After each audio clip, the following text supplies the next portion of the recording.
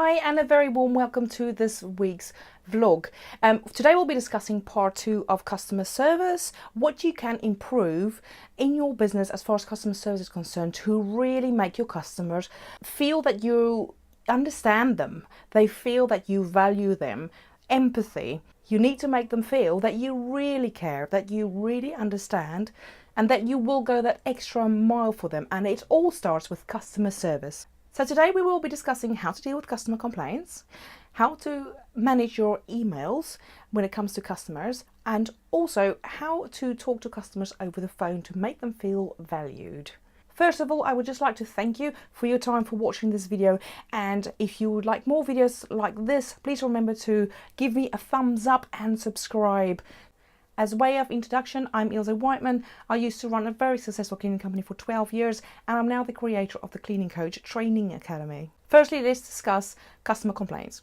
So when a complaint comes in, it doesn't matter how big or how small it is, the first thing you need to remember is you need to find out, you need to listen what your customers really are complaining about. Make the effort to talk to them personally. Make them feel that you understand that this is important to them, and therefore it's very important to you to actually go the extra mile, call them and talk to them. Try not to respond by email straight away unless you got 2,000 customers and you really can't do it yourself personally. But when you talk to a customer over the phone and they complain, let them revel on, let them say what they need to say and get to the root of, first of all, why they're complaining. Sometimes it's small items, but that small item is not the only thing that's actually triggered the fact that they're calling you to complain. Sometimes there's more things. When you start talking to them, listen to what they're saying and ask them questions about that certain complaint. Then sometimes you will find they'll say, oh, but you know what, last week the soap dish wasn't done, or, you know, you get to a certain point where you understand where they're really coming from. And this is something I always implemented in my cleaning business after I read Jeffrey Gitomore's customer service book, which really changed everything in my business, how I deal with everything. So he recommends what you say to customers, and it really does work. Oh no, that is horrible. I'm so sorry that this has happened to you. If it's an angry customer, and even if they swear to you, you will immediately diffuse the situation. First of all, you'll confuse them because they will expect you to say, no, hang on a minute, and they will expect you to be on the defend. So when you're not on the defend and you actually do try to understand and emphasize with them, they will be like shocked. I don't think I've ever called a company and a company has actually tried to understand where I was coming from, understood my problem and emphasized with me. So therefore it's important for you as a cleaning business owner to do things different. Do things other cleaning companies don't do. Stand out. And when that customer complaint does come in, remember to sort it out straight away. Don't leave it 3 days, don't leave it a week or 2 weeks. You need to sort that out straight away. Tell them exactly what you're going to do about it. If I say, for instance, the complaint was about your cleaner, then you'll say, okay, I'll tell you what I'm going to do about this. I'm going to ring the cleaner now, and I'm going to keep ringing until I get hold of her. And once I found out what's happened and why this has occurred, I will get back to you straight away, ASAP. And then you do it. If you promise you're going to do that, you do that. Because you want that customer to feel, once again, that you care, that you are going to sort it out. Because next time there's a complaint and you don't sort it out and you don't stick to your promises, they're not going to believe you. They're just going to switch companies because they're like, well, I've complained last time and, you know, this and this happened, so why bother? So call your cleaner or whatever you need to do to find out why this happened and why this customer has complained. And then make sure that you get back to them and say, right, so this is what happened. This is what I'm going to do to make sure that never happens again in my business. Then you tell all your cleaners, all your staff, office staff, everybody, this just happened in the business. We don't want this complaint again. And this is what we're going to do about it to stop it actually happening again. And that way, when that complaint will never come in, you don't want and you don't have the time to sit there and listen to customers complaining about bins that's constantly not being emptied or being missed. So it's very important that you get on top of it, get back to that customer straight away. You can't afford to lose customers. This day and age, we need to do everything we can to keep hold of them and to treat them like they are our best friend. So make sure you've got a system in your business which deals with customer complaints. When a customer complains, we listen to them. We ask them questions about the complaint.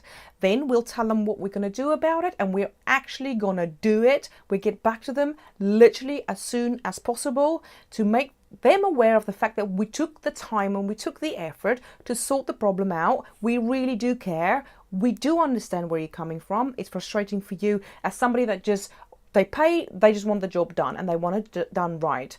So this is what we're going to do about it, and make sure you do this process very quickly that day, sort it out, so that they can feel that you understand them.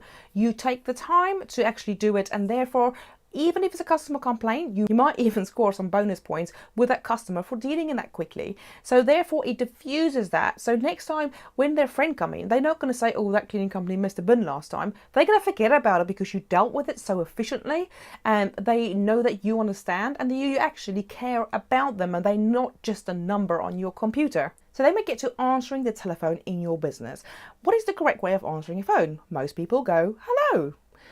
The customer don't know if you're who you are supposed to be or not. First of all, you say, good morning, good afternoon, good evening. My name is Ilse from your cleaning name. How can I help you?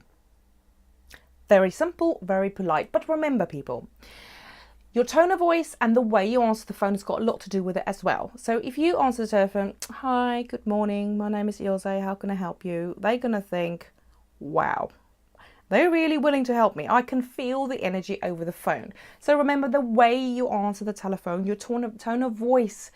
Remember last week when I spoke about to fake being happy?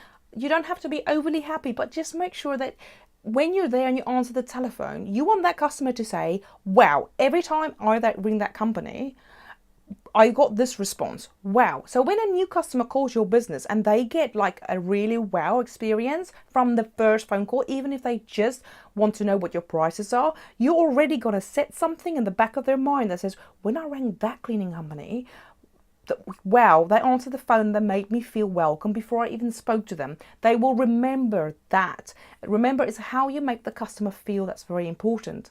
So say, good morning, my name is Ilse from whatever cleaning services. How can I help you today? Right? So they feel the smile, they feel the happiness, the willingness to actually want to help them. They will remember that. That's such an important part of customer service, and this could really set you apart from other cleaning companies.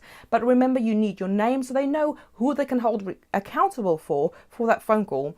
They need to know your business name, not just, hello, Ilse from whatever cleaning services. And then they're like, oh, what should I say next? Ask them the question, how can I help you today? But remember, tone of voice is very important, not to slag. Don't be, hi, how can I help you today? Because they're going to think you're on something. So keep it very low, friendly, but helpful. So the customer feels invited to actually talk to you. So the third thing I would like to discuss with you today is business emails. How do we deal with emails when they come in from a customer?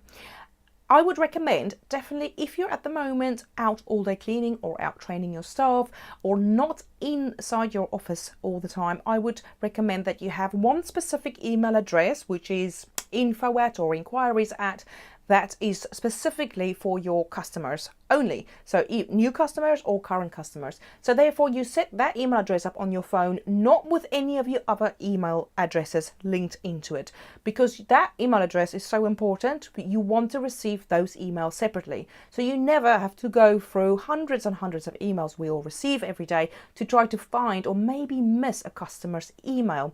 So remember to keep that completely separate because it's very important, and always try to get back to them as soon as possible. Now, if you know you're going to go out all day and you're not going to be able to get back to your emails all day, then I would suggest setting up an auto respond. Thank you very much for contacting Emma from whatever cleaning services. I'm out all day today doing training. However, I will get back to you as soon as I am back in the office this evening, or it might have to be the next morning. But make sure that you send, so basically they send you their email and then straight away they get an email which is all automated that says, I will not get back to you within 2 or 3 or 5 hours, whatever the case may be. For instance, if you are at work all day cleaning and you can't get your business emails because you've got no 4G or you've got no Wi-Fi, therefore it's very important to make them aware of, I know I've got your email and I know that you've emailed me and I will get back to you as soon as I can. I can't right this minute. So it's very important that you let them know so they know. Don't let them email you and that email sits in your inbox for 3 days. they would have given up by then. With that, I made my customers feel important because I told them, you are important to me, and I will break my neck to make sure that I get back to you, to make sure that I've dealt with your inquiry. You're important to me, so I'm going to make sure it's done. When I used to run my cleaning company and I used to get customers call in to ask for quotes, I used to phone them back as soon as I got that message. And then I used to get a wow moment because of the amount of cleaning companies that never actually got back to customers within the first 12 hours. They left it 2 or 3 or 4 days. By doing that, by getting back to them quickly, you're impressing them already because you took the time. It's important to you to actually get back to them and to respond back to them. So make sure you have, if you can't have that auto email going out, tell them, hey, I am busy training my staff today, but I know you've emailed me, and as soon as I'm available, I will email you back or get back to you. And I would actually say make it a little bit personal. If they did email you in inquiry, I would actually get them on the phone, call them, talk to them, and speak to them personally. And then with my tone of voice and everything I had to say, just to get that extra little wow factor over, encourage them to talk back to me. Okay, so why are you looking for new cleaning services? And dig right into the fact, their pain points. Get to their pain points, say the right things to make sure that pain points are covered. Right, so to wrap it all up, when a customer phone and complain, listen, understand, give them empathy and say, oh no, that's so horrible. I am so sorry. Then when it gets to telephone calls, remember to actually be happy, answer. You need good morning, your name, your business name, and then how can I help you today? Friendly, open, inviting, and make them feel like you're interested and actually wanting to talk to them. Also remember, when it comes to telephone, if you're out all day cleaning, give out your mobile number. Don't anywhere put your landline number if you're not in the office all day. There is nothing like a customer calling your house number to leave a message on your landline and you don't get that message till 7 o'clock tonight. You've already made them wait too long. So remember, if you're out all day cleaning or you're out with your training, your staff members, always use your mobile number so you have it on you. If you like more videos like this, please remember to give me a thumbs up and remember to subscribe. I'll see you next week. Bye.